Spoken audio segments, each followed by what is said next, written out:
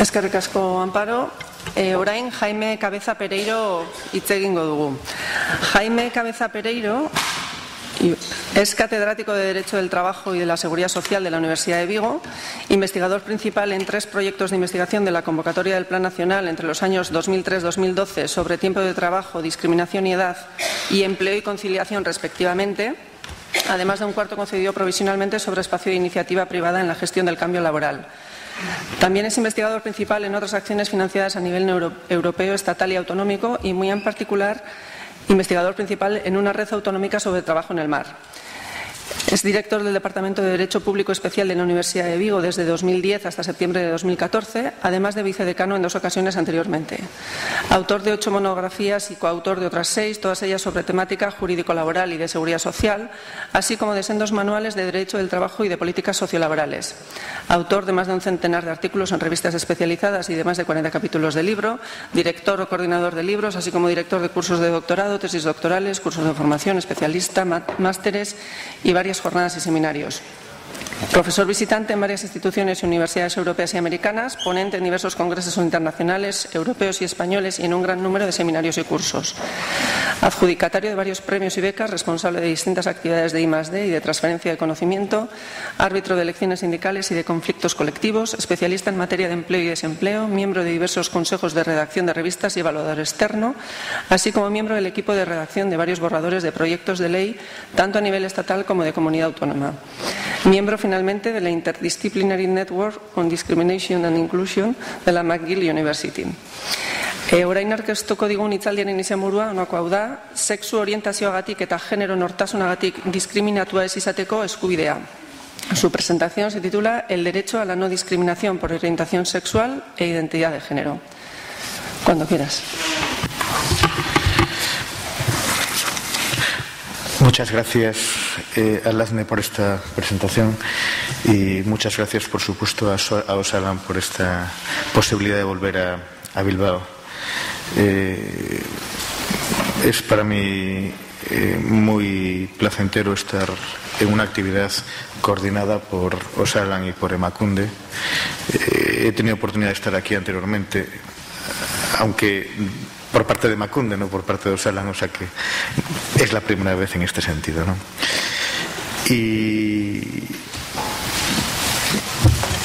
la verdad es que en este día donde la discriminación por razón de sexo es la protagonista, pues mi intervención tiene cierto carácter heterodoxo, porque no voy a hablar de discriminación por razón de sexo, sino por razón de orientación y de identidad sexual.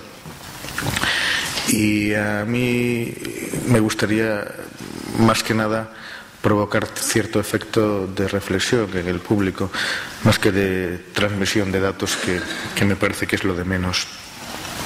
Yo simplemente quisiera expresar como inicio que debemos partir de una lógica diferente. De una lógica diferente porque hay, desde luego, concomitancias entre la discriminación sexista y la que se produce por orientación o por identidad sexual, pero también hay, diría yo, grandes divergencias y grandes planteamientos cualitativamente diversos. Yo creo que la discriminación por orientación y por identidad sexual tiene bastante territorio inexplorado, quizá porque la sensibilización social, no la cuestión, pero sí la sensibilización social sobre el problema, data de un momento más moderno. Y en este sentido, la primera cuestión es si resulta apropiado agrupar como un colectivo homogéneo causas tan heterogéneas entre sí. LGTBI, lesbianas, gays, transexuales, intersexuales, bisexuales. Aquí se están mezclando colectivos que se agrupan en función de 2 criterios, que son, por una parte, la orientación y, por otra parte, la identidad sexual. Incluso veremos como en el País Vasco, a mí me parece que con buen criterio ustedes han optado por aprobar una ley específicamente dirigida a los derechos de las personas transexuales. Y eso plantea una reflexión diferenciada que tal vez, o yo diría que incluso probablemente, sea más acertada. Es más, incluso me parece que unos y otros colectivos ostentan diferentes intereses.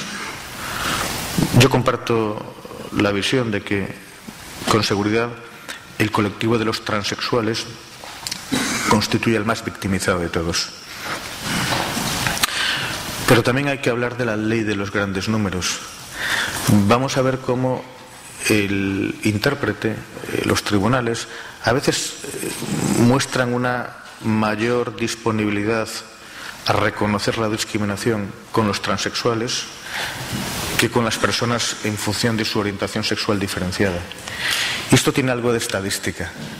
El colectivo de transexuales es numéricamente manejable o numéricamente reducido. Con la orientación sexual las cosas no son exactamente iguales y plantea, por lo tanto, unos retos mucho más ambiciosos y mucho más transformadores de la sociedad en términos de integración, como voy a intentar expresar en estos pocos minutos. Bueno, yo creo que es bueno empezar diferenciando.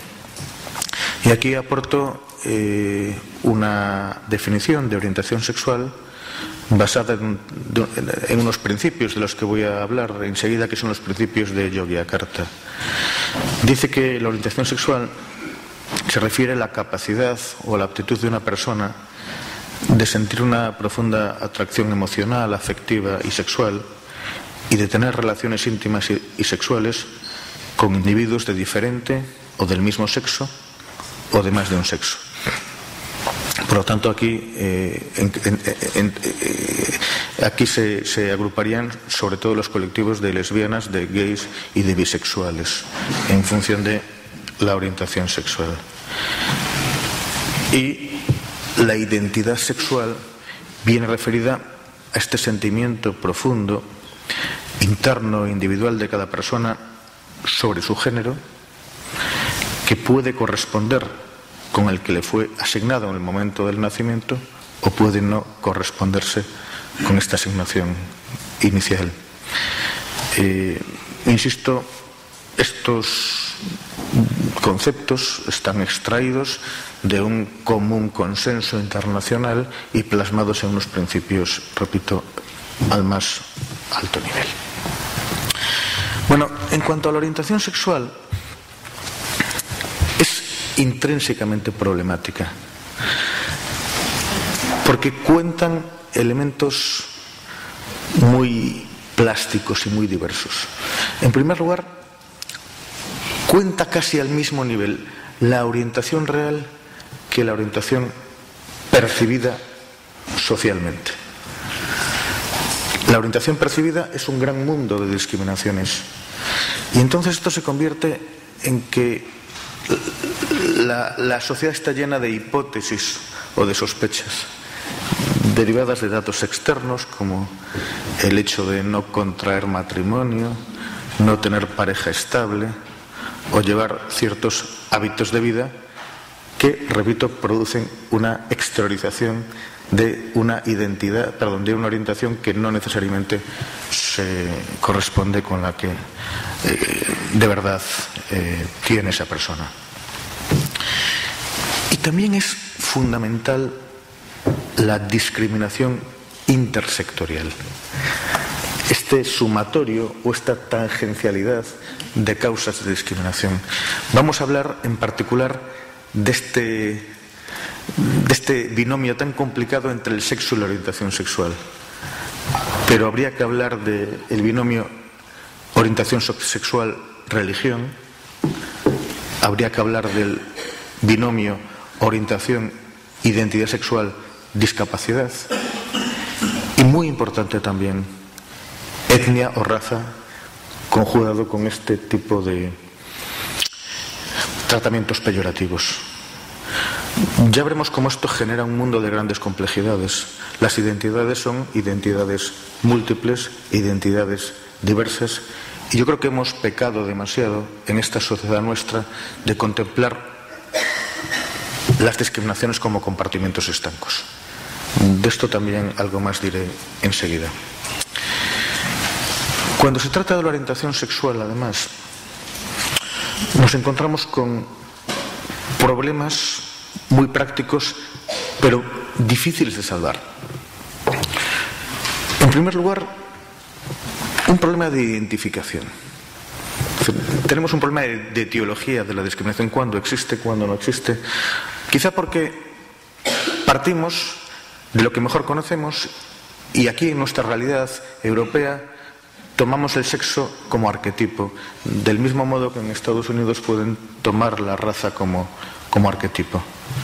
Pero sobre todo nos encontramos con problemas probatorios. Probatorios en la discriminación indirecta, por una razón muy sencilla, muy plástica y muy obvia. Es imposible hacer estadísticas. Es imposible hacer estadísticas porque aquí nos encontramos con el problema del closet y el derecho a la intimidad de las personas a la hora de exteriorizar o no exteriorizar su orientación sexual. Pero no solo eso, tenemos además otro hándicap, que es el bajísimo nivel institucional. Yo siempre cuento una anécdota que me pasó hace años, cuando a un colectivo feminizado le recomendé que fuera al Instituto de la Mujer a pedir protección, y la única respuesta que obtuvo es que se fueron a un abogado.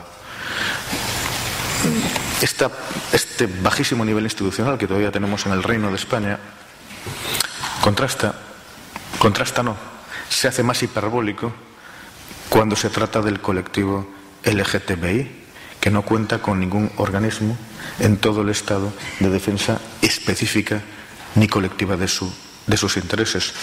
De tal forma que el sustrato institucional se reduce casi siempre al nivel de las entidades privadas, que están mucho más debilitadas. Y tenemos un problema adicional, que consiste en que es extraordinariamente difícil establecer el tercero de comparación. Podríamos decir en una primera aproximación que bastaría con que fuera una persona heterosexual o una persona cuya identidad sexual se correspondiera con el nacimiento. Pero si analizáramos un poco, más bien pensaríamos que ese tercero de comparación, además de ser heterosexual, casi mejor que fuera varón, casi mejor que fuera de clase media, casi mejor que fuera de raza blanca, porque en el fondo y de una manera intuitiva ya vamos pensando que las discriminaciones que sufren los LGTBI son casi siempre un sumatorio de discriminaciones. Yo creo que la mejor forma de empezar a percibir el problema es leer algo desde el punto de vista del derecho, por supuesto, no se lo recomiendo a nadie, es leer la jurisprudencia del Tribunal Europeo de Derechos Humanos, que es algo así como la conciencia de Europa. Porque aquí se plantean tres retos que yo creo que son el sumatorio del problema. La conexión de la... Hablo fundamentalmente de la orientación sexual, aunque de alguna forma también de la identidad. La conexión de la orientación sexual con la intimidad, la conexión con los derechos familiares y la perspectiva pública del derecho a exteriorizar la orientación sexual de las personas. Yo diría que aquí hay algo paradójico, y yo creo que los grandes defensores de la causa supieron expresarlo. Hay, por una parte, la búsqueda del derecho al reconocimiento de la igualdad con las personas heterosexuales o con las personas de identidad sexual mayoritaria, pero al mismo tiempo la búsqueda al reconocimiento público de la diferencia. Digo que en estas sentencias del Tribunal Europeo de Derechos Humanos podíamos ver cómo en las primeras primaba el derecho a la intimidad para evitar la persecución clásica de la legislación punitiva de la homosexualidad. En los años 80 hay casos, Dudgeon y Reino Unido, por ejemplo, como es el primero que hay, del año 1981, que considera que en el ámbito privado las personas pueden libremente ejercer su derecho a la orientación sexual. Es problemática esta jurisprudencia porque plantea el derecho como un derecho ligado a la privacidad, ligado solo al mundo subterráneo, ¿no? Pero es la primera plasmación de un derecho que incluso tiene connotaciones laborales, y el Tribunal Europeo de Derechos Humanos llega a reconocer violación del Convenio Europeo de Derechos Humanos cuando se despide a un trabajador porque se ha publicitado su condición homosexual y su relación incluso con personas adolescentes, que resultó ser falsa. En segundo lugar está el binomio complicado al que de alguna forma se refería Marian Ballester, del tema familiar, la reivindicación de los derechos familiares de las personas homosexuales. Y ahí hay todo un problema evolutivo en relación con los derechos a la adopción, que por fin llega a un puerto exitoso en la jurisprudencia de este tribunal. Pero sobre todo está también, y es un problema quizá más reciente, el derecho a la exteriorización, el derecho a sentirse satisfechos y orgullosos de la orientación sexual. En esto emergen una serie de casos muy duros, sobre todo de autoridades públicas de los países del este de Europa, que se niegan por motivos de seguridad interna a autorizar manifestaciones de estos colectivos. Si ustedes, como son evidentemente personas bien informadas, conocen perfectamente el problema que hubo el año pasado de cierto presidente de un pequeño país con las Olimpiadas de invierno, ¿verdad? Bueno, pues esto dio lugar a un montón de asuntos del Tribunal Europeo de Derechos Humanos. Yo creo que es muy interesante este triple reto, ¿no? La intimidad, los derechos familiares y los derechos de exteriorización. Ya cité hace unos minutos los principios de Yogyakarta. En la orientación sexual no existe una conferencia de Durban como hay en el problema de la discriminación racial, y tampoco existe la cumbre de México, la cumbre de Pekín en relación con la discriminación por razón de sexo. Pero existen los principios de Yogyakarta. Son no vinculantes. Yogyakarta es geográficamente está en Indonesia, y en el año 2006 se elaboraron estos principios por la comunidad internacional, que fueron asumidos por Naciones Unidas, aunque no han dado lugar hasta la fecha a un convenio internacional del mismo nivel que los que hay del año 79 en cuanto al sexo, o, por ejemplo, por hablar de fechas más recientes, el 2006 en cuanto a la discapacidad. Estos principios plasman, por decirlo así, la proclamación de derechos de las personas en función de su identidad y de su orientación sexual. ¿Qué tenemos en Europa? Pues tenemos un marco normativo, yo diría que más endeble que el del sexo.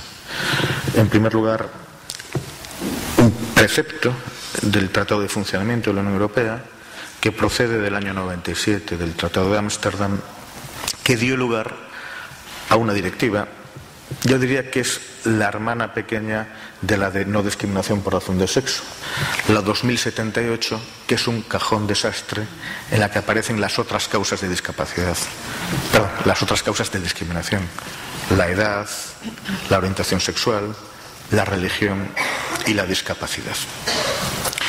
Y está la Carta de Niza, que plasma, por supuesto, la prohibición de no discriminación por orientación sexual. La Directiva 2078 tiene varias debilidades. Una de ellas, ya la he dicho, es que es el cajón desastre de las hermanas pequeñas de la discriminación. Pero en segundo lugar, que es una directiva con un nivel institucional más reducido. No exige la existencia de este órgano independiente que existe en relación con el sexo, por ejemplo. Y en tercer lugar, que se limita al empleo y a la ocupación. No alcanza la provisión de servicios, no trasciende más que el ámbito de lo laboral. Y en derecho interno, pues en derecho interno tenemos un bagaje extraordinariamente pobre. Cuando se aprobó esta directiva del 78, no hubo ningún debate interno. Cuando se presentaba esta jornada de hoy, el presentador hablaba de algo que debemos querer como queremos las cosas imperfectas, que es la Ley Orgánica de Igualdad, la Ley Orgánica 3/2007, que se aprobó después, creo que es verdad, de un amplio debate público. En cambio, la ley que traspuso la directiva, entre otras, de discriminación por orientación sexual, no salió del armario. Pasó sin pena ni gloria por los trámites parlamentarios y se aprobó como una ley ómnibus, la ley de medidas fiscales, administrativas y de orden social, una ley que se aprobaba todos los años el 30 de diciembre, en este caso el año 2003, incluyó un título así escondido que transponía esta directiva, sin, repito, ningún debate público y, sobre todo, sin ninguna interlocución con las organizaciones de defensa de los derechos en relación con la orientación en que la identidad sexual. Esto es una desgracia. En el año 2011, una ministra de Trabajo que fue objeto y víctima de una constante difamación, que fue Viviana Aido, consiguió llevar al Parlamento un proyecto de ley muy interesante, integral, de igualdad, pero por circunstancias bien conocidas se disolvieron las Cortes y hubo un nuevo tiempo político que ahora está finalizando. Por lo tanto, repito, a nivel estatal lo que tenemos es igual o muy parecido a cero.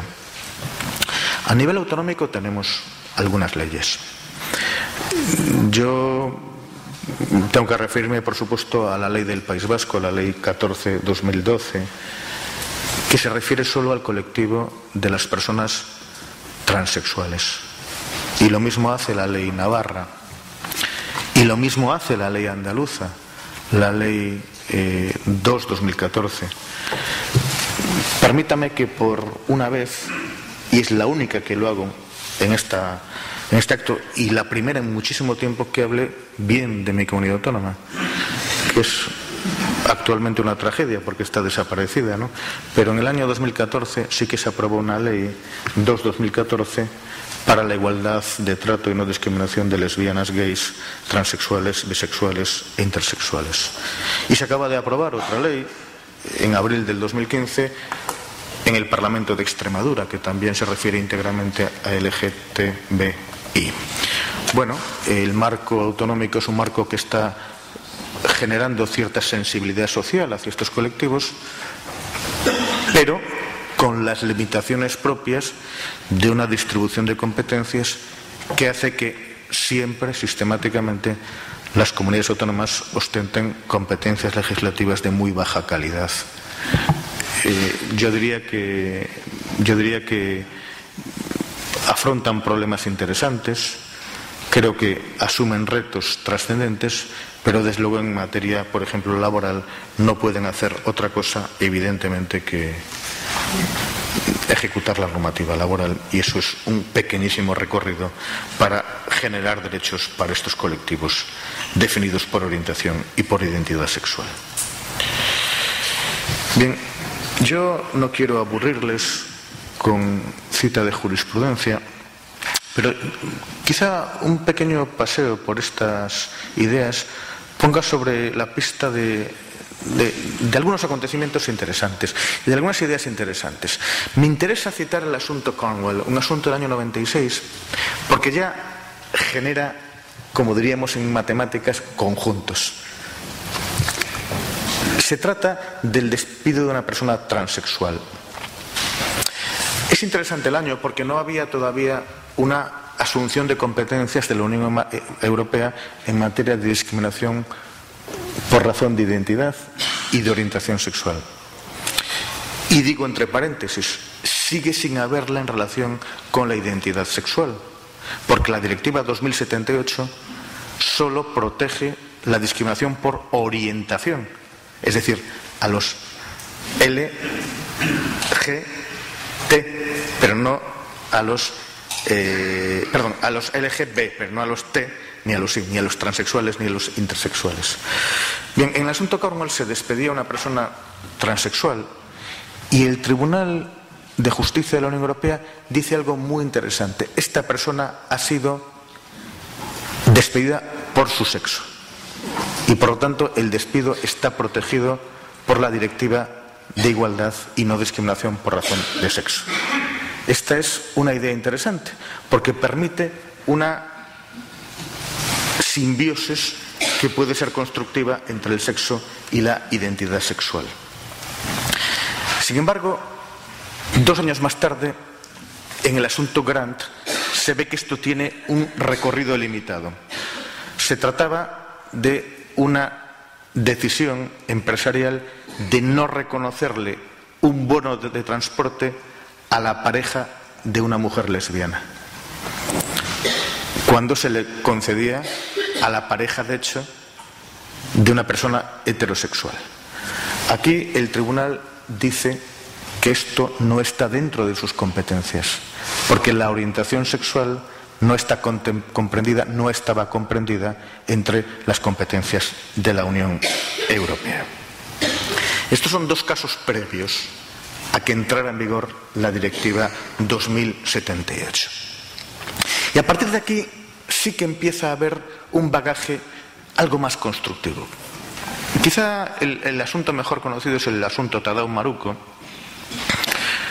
que es el caso de la no concesión de la pensión de viudedad derivada de que en Francia todavía no existía el matrimonio homosexual en el año 2004. Entonces se le deniega la pensión de viudedad a Tadao Maruko y este hombre consigue que se declare contraria esa denegación a la Directiva 2000/78. He de aclarar que se trataba de una pensión profesional, no de una pensión de carácter público. Miren ustedes, quizá el gran problema de estos casos, si uno los lee detenidamente, es qué atrasados estamos. Es decir, digamos que cuando hablamos de sexo, después de muchos años y de grandes luchas, el tercero de comparación casi se da por supuesto. Casi lo tenemos idealmente construido. Sin embargo, hay un tortuoso camino para argumentar en estas sentencias que efectivamente en este caso había pues una pareja casada o una pareja no casada pero inscrita en un registro civil heterosexual a la que sí se le concedería la pensión de viudedad. En el año 2013 sale el asunto ACEPT, que yo creo que es muy interesante porque habla de la perspectiva pública de la victimización de las personas homosexuales. Este es el directivo de un equipo de fútbol de Rumanía, el Steaua de Bucarest, que públicamente expresó en los medios de comunicación que el Steaua de Bucarest era una gran familia y que por tal motivo en ese equipo de fútbol jamás jugaría un jugador homosexual. Es una bravuconada de esta persona, bravuconadas que a veces aparecen en los medios de comunicación y que dio lugar a una sentencia que declaró que esta conducta en abstracto consistía de por sí una discriminación intolerable en materia de orientación sexual. Hay un caso paralelo en relación con la raza, el asunto Ferin, que son prácticamente siameses, pero que ponen de manifiesto una versión más pública del problema de la discriminación por orientación sexual. Y por último, un tema para convenios colectivos. Y creo que es un asunto sobre el que hay que hacer proselitismo, el asunto Hey, que no es posible en un convenio colectivo no atribuir a las instituciones de personas homosexuales los mismos derechos que se atribuyen a los matrimonios. Es decir, sería contrario a la Directiva 2078 interpretar un convenio colectivo que concede ciertos derechos solo en caso de matrimonio homosexual o heterosexual, que excluyera a las parejas de hecho homosexuales inscritas en los registros civiles, o no inscritas, añadiría yo. Bueno, yo diría que esto en el fondo se decodifica como un entorno hostil. Yo diría que la orientación homosexual se percibe como desventajosa en términos de empleo, porque en esta materia las convicciones sociales pueden. Yo retaría que hiciéramos una reflexión, no una estadística, a una reflexión. En nuestro entorno se reconoce el derecho a contraer matrimonio con persona del mismo sexo como un derecho fundamental. Ojalá la respuesta sea positiva. Y diría yo, ¿se considera la homosexualidad como una enfermedad? ¿Se considera la transexualidad como una enfermedad? Son preguntas que probablemente habría que responder desde la perspectiva de unas convicciones sociales que todavía están en tránsito. Y diría más, estamos en una sociedad con escasa inclinación en ciertos sistemas a proteger a estos colectivos. Estamos en un tópico demasiado moderno, diría yo. Pongo occidental porque hay una especie de resistencia fortísima de los países del este de Europa a entrar en esta materia, ¿no? Y por supuesto, existen problemas más complejos cuando se trata de las personas transexuales. Problemas laborales tan obvios que podemos enunciar en relación con su currículum vitae y con sus trayectorias profesionales. Problemas que evidentemente implican una ruptura de la trayectoria profesional cuando se produce la cirugía de reasignación sexual. Incluso hay un problema, se exige la cirugía para el reconocimiento jurídico del nuevo sexo. Aquí habría que hablar de la Ley 3/2007, no de la de igualdad, de la ley ordinaria, Ley 3/2007 del registro civil, que exige la cirugía para el registro civil del nuevo sexo, aunque en casos especiales admite excepciones. Bueno, son problemas que tienen que ver desde luego con el mundo laboral y que me gustaría poder desarrollar si no fuese por los imperativos del tiempo, ¿no? Repito, tenemos un nivel institucional muy precario. El año pasado hubo una fuerte polémica cuando el Instituto de la Mujer dejó de dedicarse en monopolio a la discriminación por sexo y se le asignaron competencias en otras discriminaciones. Este es un debate que hay a nivel europeo, con tendencias coincidentes en otros estados. Y yo no sé si Emakunde tiene que mantener su monopolio en torno a la discriminación sexista. Probablemente sí, pero habría que generar un espacio institucional de defensa de los derechos de las personas en función de la orientación y de la identidad sexual. No hay inexistencia de programas laborales específicos y no hay protocolos preventivos tampoco específicos. Permítame dedicar estos últimos minutos, que ya estoy un poquito angustiado con el reloj, a hablar de esta especie de parejas que pueden ser productivas, ¿no? Voy a omitir la raza y la etnia porque si no, no me daría tiempo a expresar con suficientes énfasis la pareja entre la orientación y el sexo, ¿no? ¿Por qué? Porque en nivel de acoso, por ejemplo, son casi idénticas, o por lo menos son muy próximas. Yo les quiero comentar este asunto de que falló en el año 89 el Tribunal Supremo Federal americano, el asunto Pricewaterhouse, que era el asunto de una mujer cuya orientación sexual en este momento no interesa, que no fue promocionada porque no guardaba una apariencia lo suficientemente femenina. El jefe de recursos humanos le sugirió que vistiera y que se comportara con más feminidad porque eso sería positivo para su promoción profesional. El Tribunal Supremo Federal declaró que eso era una discriminación por razón de sexo, porque esa misma conducta no se le exigiría en patrones masculinos a los hombres. Pero dio lugar para que los tribunales americanos dijeran: aquí está protegida la orientación sexual, porque las personas homosexuales, masculinas, no se comportan de acuerdo con sus estereotipos masculinos y las personas lesbianas no se comportan de acuerdo con los estereotipos femeninos.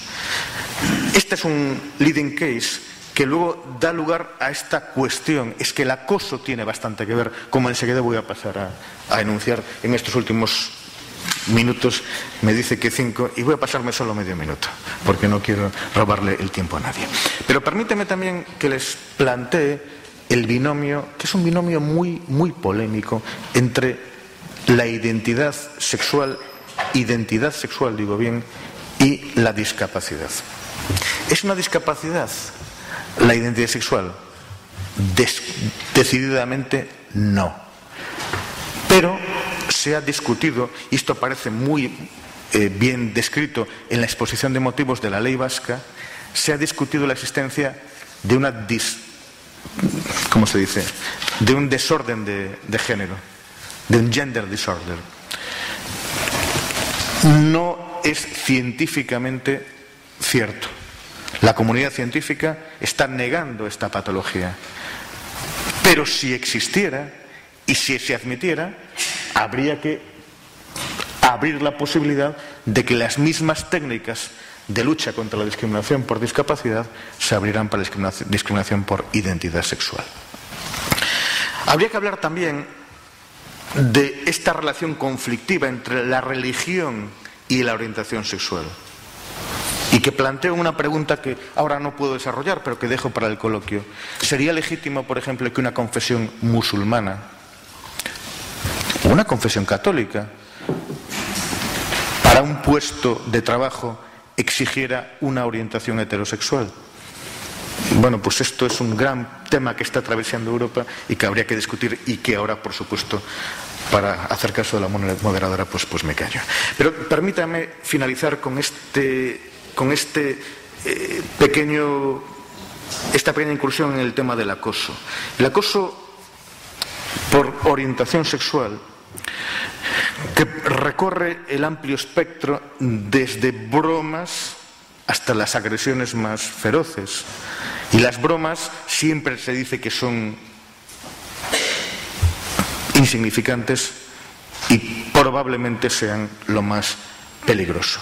Se trata de un acoso por una radical disconformidad con los estereotipos sociales. Yo creo que el asunto Price-Waterhouse da muy bien la pauta, pero voy a hablar de un caso que no llegó al Tribunal Supremo, se quedó en los tribunales de circuito, que era el asunto Goluslek. Era la agresión sexual de unas personas heterosexuales, varones, hacia otro hombre cuya orientación sexual no constaba, pero era aniñado, vivía con su madre, tenía una afectividad inmadura, ¿no? Como no daba la talla de hombre, fue agredido sexualmente. Yo creo que este es el gran reto, ¿no? Es decir, la disconformidad radical de la orientación sexual con los estereotipos sociales. Y por eso digo, no importa la orientación sexual del acosador. La persona acosada no es acosada en función de su orientación sexual, es acosada en función de que no cumple con los estereotipos sociales. Lo digo porque creo que aquí son exactamente iguales el acoso sexual y el acoso por orientación sexual. Que se ve muy bien, ¿no?, en qué fuerza tiene aquí el acoso ambiental, ¿no? Qué fuerza tiene la hostilidad del entorno, ¿no? Hasta qué punto es importante, yo diría que es fundamental que se establezca una perspectiva de actuación conjunta, porque aquí creo que sí que son prácticamente iguales. Quizá hace años pudiéramos dudar que importaba la orientación sexual de la gente. Incluso en algún caso en el Reino Unido se ponía en tela de juicio que había acoso porque resulta que uno de los que hacían esas bromas tan simpáticas era él mismo una persona homosexual. Pero en definitiva quisiera expresar, y ya acabo con esto, que se trata sobre todo de que los que no son suficientemente hombres o no son suficientemente mujeres no pertenecen al grupo y por lo tanto son víctimas de acoso. Muchas gracias.